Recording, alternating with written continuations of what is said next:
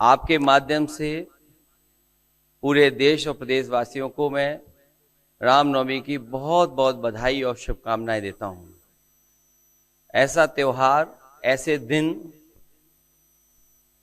जहां से अच्छी शुरुआत होती है। मुझे खुशी है इस बात की कि आज कांग्रेस पार्टी के नेता राहुल गांधी जी और समाजवादी पार्टी की आज हम मिलकर के प्रेस कर रहे हैं।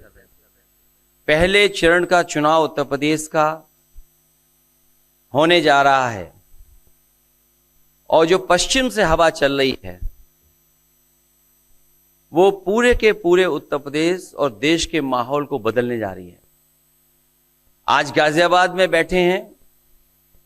इस बार भारतीय जनता पार्टी को गाजियाबाद से लेकर के गाजीपुर तक इंडिया गठबंधन सफाया करने का काम करेगा।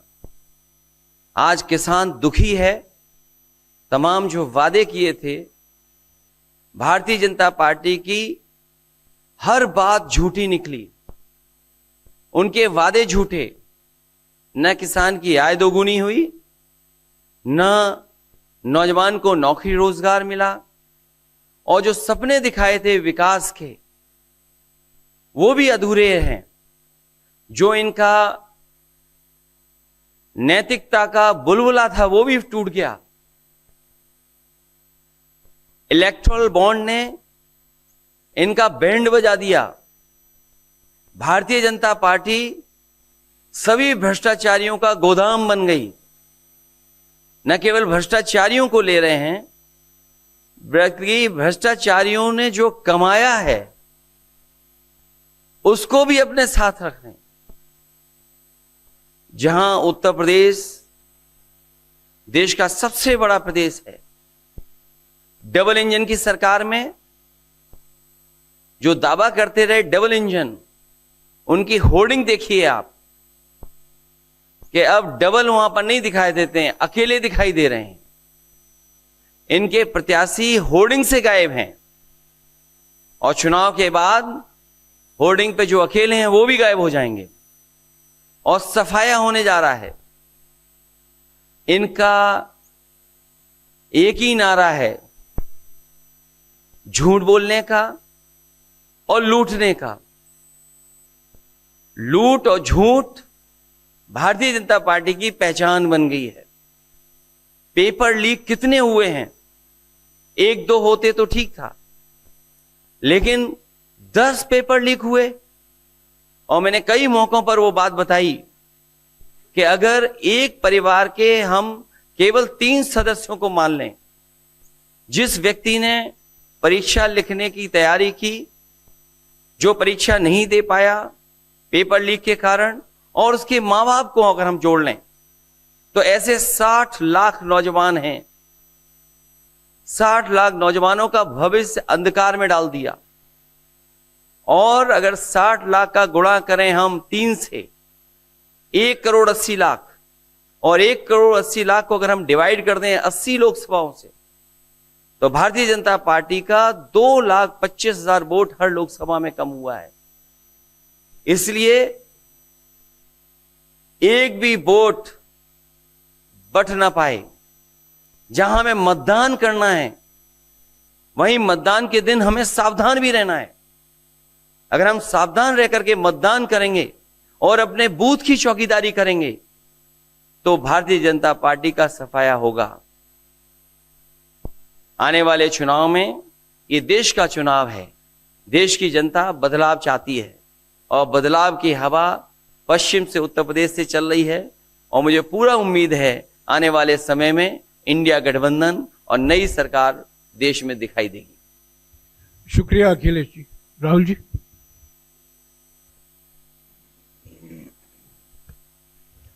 नमस्कार। रामनवमी की आप सबको, देश को बहुत बहुत शुभकामनाएं। ये चुनाव विचारधारा का चुनाव है। एक तरफ आरएसएस और बीजेपी, जो संविधान है, लोकतांत्रिक सिस्टम है, उसको खत्म करने की कोशिश कर रही है, और दूसरी तरफ इंडिया गठबंधन कांग्रेस पार्टी संविधान को, लोकतंत्र को डिफेंड करने की कोशिश कर रही है, उसकी रक्षा कर रही है। चुनाव में 2-3 बड़े मुद्दे हैं। सबसे बड़ा बेरोजगारी, दूसरे नंबर पर महंगाई, भागीदारी। मगर बीजेपी 24 घंटा डिस्ट्रैक्शन करने में लगी रहती है। कभी प्रधानमंत्री समुद्र के नीचे चले जाते हैं, कभी आसमान में सी प्लेन पे चले जाते हैं, मगर जो मुद्दे हैं उनके बारे में ना प्रधानमंत्री ना बीजेपी बात करती है।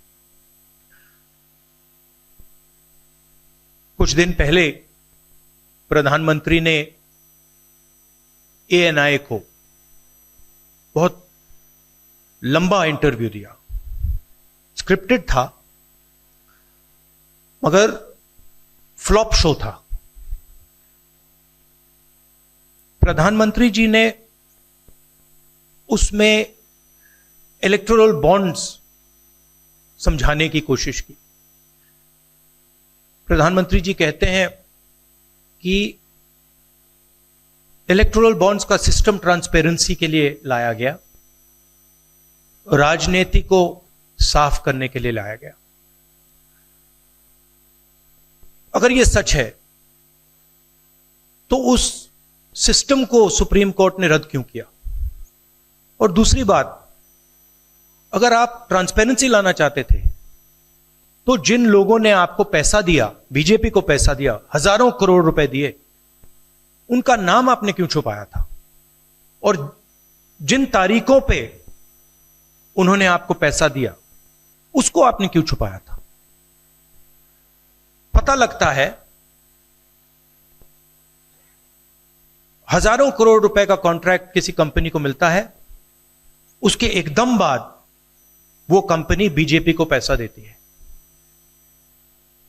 सीबीआई की इंक्वायरी होती है, ईडी की इंक्वायरी होती है, किसी कंपनी पर शुरू होती है, उसके 10-15 दिन बाद कंपनी करोड़ों रुपए बीजेपी को देती है और फिर सीबीआई की इंक्वायरी, ईडी की इंक्वायरी बंद हो जाती है। सड़क पे इसको एक्सटोर्शन कहते हैं, एक्सटोर्शन कहते हैं सड़क पे। तो ये जो है इलेक्टोरल बॉन्ड्स का जो स्कीम है, ये दुनिया का सबसे बड़ा एक्सटोर्शन का स्कीम है। हिंदुस्तान के सारे बिजनेसमैन इस बात को समझते हैं, जानते हैं, और प्रधानमंत्री जितनी भी सफाई देना चाहें कोई फर्क नहीं पड़ने वाला है, क्योंकि पूरा देश जानता है कि प्रधानमंत्री भ्रष्टाचार के चैंपियन है। धन्यवाद। शुक्रिया राहुल जी। अच्छा, एक और बात, आपने जयराम जी आपने कहा कि जो भी आपको क्वेश्चंस पूछने हैं आप पूछेंगे, और ये ओपन एंडेड प्रेस कॉन्फ्रेंस है। बट इसमें एक और बात, मुझे पहले ही 2-3 बीजेपी वाले क्वेश्चंस पता लग जाते हैं, तो वो तो गारंटी पूछे जाएंगे, तो उनके लिए मैं तैयार हूं। आजकल गारंटी का जमाना है राहुल जी। पहला सवाल महिकार जी, हिंदुस्तान हिंदी डेली से। माइक दीजिएगा।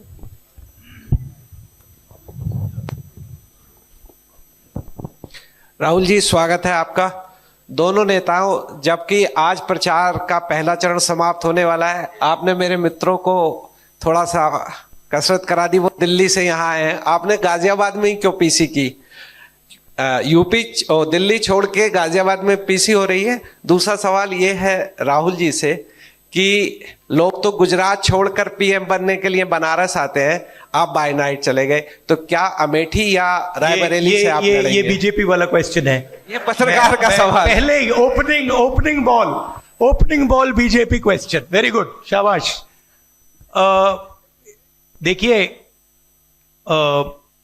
अमेठी की बात कांग्रेस का डिसीजन है, जो भी मुझे ऑर्डर मिलेगा मैं वो करूंगा।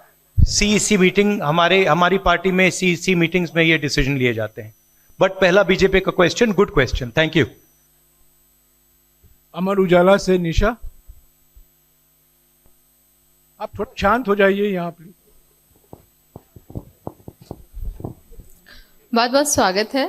मेरा सवाल आपसे ये है कि यूपी में न केवल यूपी में बल्कि पूरे देश में इस बार कांग्रेस ने अपने बहुत कम प्रत्याशी 268 अभी तक सामने आए हैं और यूपी में तो 80 सीटों के मुकाबले केवल 17 सीट हैं।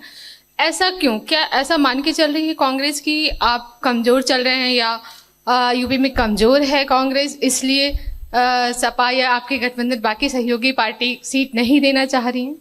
नहीं, हमने डिसीजन लिया है कि इंडिया गठबंधन चुनाव लड़ेगा और हमने सीट शेयरिंग की है और ओपन माइंडेड तरीके से दिल खोल के हमने सीट शेयरिंग की है। हम चाहते हैं कि थोड़ी सी हम फ्लेक्सिबिलिटी दिखाएं और ओपन माइंडेड तरीके से हम चुनाव लड़ें, इसीलिए हमने स्पेस हम अपने पार्टनर्स को दी है, पर इसका कोई कमजोरी का मतलब नहीं है। पीटीआई से अनवर।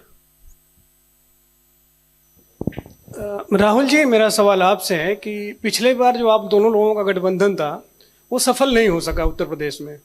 एक बार फिर आप लोग साथ आए हैं और प्रधानमंत्री ने पिछले दिनों कहा कि ये दो लड़कों की फ्लॉप फिल्म है जो इस बार भी फ्लॉप होगी। तो आगे आप क्या उम्मीद कर रहे हैं इस गठबंधन से? उत्तर प्रदेश में कितनी सफलता मिलेगी और कितनी सीटों की उम्मीद है इस बार आप लोगों को? देखिए, मैं सीट्स का प्रेडिक्शन तो नहीं करता हूं। जनरल बात कह सकता हूं कि 15-20 दिन पहले कि 180 से 180 तक जाएंगे, अब मुझे लग रहा है 150 तक जाएंगे। हर स्टेट में हमें रिपोर्ट मिल रही है कि हमारा चुनाव इंप्रूव कर रहा है और अंडर करंट है। जहां तक गठबंधन की बात है, यूपी गठबंधन की बात है, बड़ा पावरफुल गठबंधन है और बहुत अच्छा परफॉर्मेंस होगा हमारा उत्तर प्रदेश में। दैनिक जागरण से आदित्य त्रिपाठी। आप दोनों का बहुत बहुत स्वागत है। मेरा प्रश्न यह है कि उत्तर प्रदेश में एनडीए गठबंधन रोकने के लिए आपकी क्या रणनीति है? सॉरी, क्या? उत्तर प्रदेश में एनडीए गठबंधन को रोकने के लिए आपकी क्या रणनीति आप दोनों लोगों की? उत्तर प्रदेश में नेशनल लेवल पे मैं आपको हमारा फाउंडेशन बता देता हूं और वही आइडियाज हम उत्तर प्रदेश में भी चलाएंगे। देखिए, पिछले 10 सालों में नरेंद्र मोदी जी ने नोटबंदी करके, गलत जीएसटी लागू करके, और जो बड़े बड़े अरबपति हैं, अदानी जी हैं, उनका पूरा सपोर्ट करके जो रोजगार पैदा करने का सिस्टम था उसको उन्होंने कम कर दिया है। तो सबसे पहला काम जो रोजगार हिंदुस्तान के युवाओं को मिलना चाहिए उसको एक बार फिर स्ट्रेंथन करने का है। उसके लिए हमने अपने मैनिफेस्टो में 2-3 आइडियाज दिए हैं। एक आइडिया रेवोल्यूशनरी आइडिया है, राइट टू अप्रेंटिसशिप। तो जो अमीर घर के बच्चे होते हैं वो अप्रेंटिसशिप करते हैं, ट्रेनिंग मिलती है, पेड ट्रेनिंग होती है। तो हमने डिसाइड किया है कि हिंदुस्तान के उत्तर प्रदेश के सब ग्रेजुएट्स को, डिप्लोमा होल्डर्स को हम अप्रेंटिसशिप का अधिकार देंगे। जो भी अप्रेंटिसशिप करना चाहेगा उसको प्राइवेट सेक्टर में, पब्लिक सेक्टर में, सरकार में अधिकार मिलेगा, अप्रेंटिसशिप का अधिकार मिलेगा, ट्रेनिंग होगी और 1 लाख रुपए साल का, 8,500 रुपए महीने का उस युवा के बैंक अकाउंट में हम डालेंगे। और ये करोड़ों युवाओं के लिए हम अधिकार दे रहे हैं। इससे एक ट्रेन्ड मैन पावर तैयार होगा, प्राइवेट कंपनीज को भी इसका फायदा होगा, सरकार को भी इसका फायदा होगा और एक प्रकार से युवाओं के लिए ये एक जॉब मार्केट में एंट्री का सिस्टम हो जाएगा। दूसरी चीज, 3 लाख 30 लाख सरकारी रोजगार हैं जो नरेंद्र मोदी भर नहीं रहे हैं। वो वैकेंसीज हम युवाओं को देने जा रहे हैं। पेपर लीक की बात हुई है, उसके लिए हम कानून बनाएंगे, उसको हम खत्म कर देंगे। तो ये बात हुई युवाओं की। एक और हमारा आइडिया, क्रांतिकारी आइडिया, और ये उत्तर प्रदेश की महिलाओं को बहुत फायदा मिलेगा इससे। हर गरीब परिवार की हम लिस्ट बनाएंगे और हर गरीब परिवार में से हम एक महिला को चुनेंगे और उसके बैंक अकाउंट में महीने के 8,500 रुपए, साल के 1 लाख रुपए सरकार हर महीने बैंक अकाउंट में डालने जा रही है। किसानों की बात, किसान सिर्फ 2 चीजें मांग रहा है। नरेंद्र मोदी से 10 साल मांगा, हमें सही दाम दिलवा दीजिए। और जैसे आपने 16 लाख करोड़ रुपए, मतलब 24 साल का मनरेगा आपने अदानी जैसे लोगों का माफ किया, वैसा ही आप हमारा भी माफ कर दीजिए। और नरेंद्र मोदी मना करते हैं, उन पर फायरिंग करवा देते हैं, उनको डरा देते हैं। तो हमने लीगल एमएसपी का निर्णय ले लिया है। हिंदुस्तान में पहली बार लीगली गारंटीड एमएसपी होगी और हम उनका, किसानों का कर्जा माफ करने जा रहे हैं। यही मेन मुद्दे हैं चुनाव में। बीजेपी का मैनिफेस्टो देखेंगे तो उसमें आपको उसका जो फाउंडेशन है, 2 चीजें हैं। एक कि वो शायद 10-15 साल बाद ओलंपिक गेम्स इंडिया लाएंगे, और दूसरा 1 या 2 व्यक्तियों को वो चांद पे पहुंचा देंगे। तो ये बेसिकली चुनाव चल रहा है। शुक्रिया राहुल जी। अगले 3-4 सवाल आप कृपया अखिलेश जी से पूछेगा। ANI से शालिनी।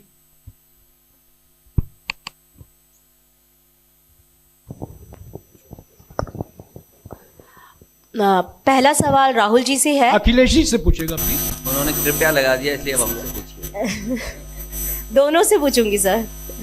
पहला सवाल राहुल जी से है, जैसे कि पीएम ने कहा है कि मैं देश बचा रहा हूं, लेकिन इंडिया अलायंस जो है वो परिवार बचा रहा है, इस पर क्या कहेंगे सर? और जो दूसरा सवाल, सेकंड बीजेपी क्वेश्चन। सर दूसरा जो सवाल है मेरा वो ये है, जादूगर कहा है उन्होंने राहुल जी को, और उन्होंने कहा ANI को जो इंटरव्यू दिया उसमें बोला कि ऐसा कौन सा जादू है कि एक झटके में गरीबी मिटा सकते हैं। मैं जानना चाहता हूं ऐसा कौन सा जादू है कि एक झटके में गरीबी मिटाई जा सकती है। तो ये मेरा सवाल दोनों से है। नहीं, दोनों से है। मैं धन्यवाद देता हूं, आप लोगों ने सवाल पूछे। हालांकि कुछ सवाल आपने राहुल जी से पूछे थे। एनडीए को पीडीए हराएगा, एनडीए को पीडीए हराने जा रहा है, एनडीए को पीडीए हराने जा रहा है।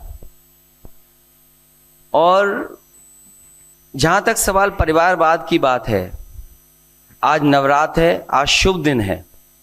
भारतीय जनता पार्टी के लोग संकल्प लें कि ना किसी परिवार वाले को टिकट देंगे और ना किसी परिवार वाले से वोट मांगेंगे। और गाजियाबाद में कार्यक्रम इसलिए किया है क्योंकि हम दोनों लोगों ने संकल्प लिया है। वो तो इंडिया गठबंधन का नाम भी ठीक से नहीं ले पाते हैं। INDIA तो इंडिया होता है, इंडी कब से हो गया? यहां से सफाया होगा गाजीपुर तक। जो 14 में आए थे वो 24 में चले जाएंगे, और यूपी वाले स्वागत भी अच्छा करते हैं। और इस बार तो ढोल नगाड़ा और सब कुछ की तैयारी है। इस बार विदाई भी बहुत शानदार होने जा रही है। Times Now Bharat, Ranjita. अखिलेश जी से। तो आपने जो गरीबी को एक झटके में मिटाने की बात की, देखिए ये कोई नहीं कह रहा है कि गरीबी को एक झटके में मिटाया जाएगा। हम ये कह रहे हैं कि गरीबी को गहरी चोट पहुंचाई जा सकती है, और तरीके मैंने आपको बताए हैं। नरेंद्र मोदी जी ने पूरा का पूरा फोकस 22 लोगों पे किया है, 22-25 लोगों पे किया है। आज की सच्चाई है कि 22 लोगों के पास उतना धन है जितना 70 करोड़ लोगों के पास है। गरीबी का यह भी कारण है कि नरेंद्र मोदी जी ने सारा का सारा धन कॉन्सेंट्रेट कर दिया है, 20-25 लोगों को पकड़ा दिया है। मैं जाति जनगणना की बात कर रहा हूं और मैंने ये बात बहुत बार उठाई है। भागीदारी की बात होती है। हिंदुस्तान के किसी भी इंस्टीट्यूशन में आपको ना पिछड़े वर्ग के लोग मिलेंगे, ना दलित मिलेंगे, ना आदिवासी मिलेंगे, ना गरीब जनरल कास्ट के लोग मिलेंगे। मैंने मीडिया के बारे में बात उठाई। मीडिया में आपको बड़े बड़े एंकर्स दिखते हैं। आपको मीडिया की कंपनीज के मालिक की लिस्ट निकालिए, आपको दिख जाएगा कि उधर ना एक पिछड़ा मिलेगा, ना एक दलित मिलेगा, ना एक आदिवासी मिलेगा। तो हम क्रांतिकारी काम करने जा रहे हैं। जाति जनगणना, महिलाओं को गरीब महिलाओं को 1 लाख रुपए, युवाओं को अप्रेंटिसशिप का कानून, अप्रेंटिसशिप का अधिकार, उनके बैंक अकाउंट में 1 लाख रुपए, किसानों को एमएसपी। तो ये सब गरीबों को पैसे देने के तरीके हैं। नरेंद्र मोदी जी ने पिछले 10 साल में गरीबों को कुछ नहीं दिया,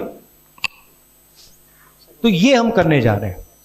हाँ रंजीता, अखिलेश जी से। हाँ, अखिलेश जी से ही सवाल है। राहुल जी ने अभी जितनी भी चीजें कही, अखिलेश जी से। नहीं, मैं सवाल पहले जितनी भी चीजें कही वो तमाम चीजें कांग्रेस के घोषणा पत्र में है। क्या इंडिया गठबंधन का अपना कोई साझा जो है वो मैनिफेस्टो होगा? अखिलेश जी, क्या जो राहुल जी कह रहे हैं क्या वही तमाम चीजें सपा की भी है, या सपा कुछ अलग भी घोषणाएं कर रही है चुनाव में? इंडिया गठबंधन नई उम्मीद है, और जैसा कि राहुल जी ने कहा कि उनके मैनिफेस्टो में बहुत सारी चीजें हैं जिससे गरीबी दूर की जा सकती है। उसी से जोड़ करके मैं ये कहना चाहता हूं कि जिस समय हमारा देश का किसान खुशहाल हो जाएगा, जिस दिन देश के किसान को अपनी लाभकारी मूल्य मिलने लगेगा फसल का, और मैं समझता हूं कि जितने भी राजनीतिक दल हैं और खासकर जो इंडिया गठबंधन के साथी हैं, वो ये बात कह रहे हैं कि हम एमएसपी की गारंटी देंगे या किसानों को लाभकारी मूल्य देंगे, और जिस दिन भारत सरकार किसानों की आय बढ़ा देगी, गरीबी दूर होना शुरू हो जाएगी। और मैं कई मौकों पर कह रहा हूं कि जाति जनगणना भी एक हमारा मुद्दा है। बिना सामाजिक न्याय के, बिना जाति की गैर बराबरी खत्म किए हुए हम अपने समाज को आगे नहीं बढ़ा सकते। और जैसा राहुल जी ने कहा कि खुशहाली के लिए जाति गणना जरूरी है, तो जाति गणना, सामाजिक न्याय और पीढ़ी की लड़ाई को लेकर के हम चलेंगे। उससे गरीबी भी दूर होगी और मान सम्मान भी मिलेगा। विक्रांत, एक चीज और देखिए, ये जो हमारा मैनिफेस्टो है, ये जरूर कांग्रेस पार्टी का मैनिफेस्टो है, मगर इसमें जो आइडियाज हैं वो इंडिया गठबंधन उनकी आइडियोलॉजी के आइडियाज हैं। और अगर समाजवादी पार्टी का कोई सजेशन हो या किसी और भी इंडिया गठबंधन की पार्टी का सजेशन हो, उसको हम सब ऑन बोर्ड करेंगे। तो हमारा मतलब जॉइंटली काम होता है।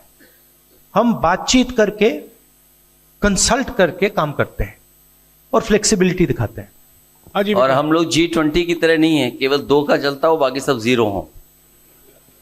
अखिलेश जी समझने में वक्त लगेगा। अखिलेश जी G20। अखिलेश जी एक मिनट अखिलेश जी अखिलेश जी को बुलाया है। अखिलेश जी, राहुल जी, आप दोनों लोग, अखिलेश जी सामने, अखिलेश जी, राहुल जी, आप दोनों लोग 2017 में साथ आए थे। दोनों ने लखनऊ में प्रेस कॉन्फ्रेंस भी की थी, लेकिन 19 और 22 में आप दोनों अलग अलग हो गए। 24 में फिर साथ आए हैं। आखिर क्या वो मोमेंट क्या था जब दोनों के दिल में आया कि हाँ, हमको साथ आना चाहिए, जरूरी है? 7 साल बाद दोनों के दिल में कब ये मोमेंट आया कि हाँ, चलना है साथ? मूवमेंट क्यों बताना, हम साथ आ गए और साथ आ गए। साथ आ गए, यही मूवमेंट है।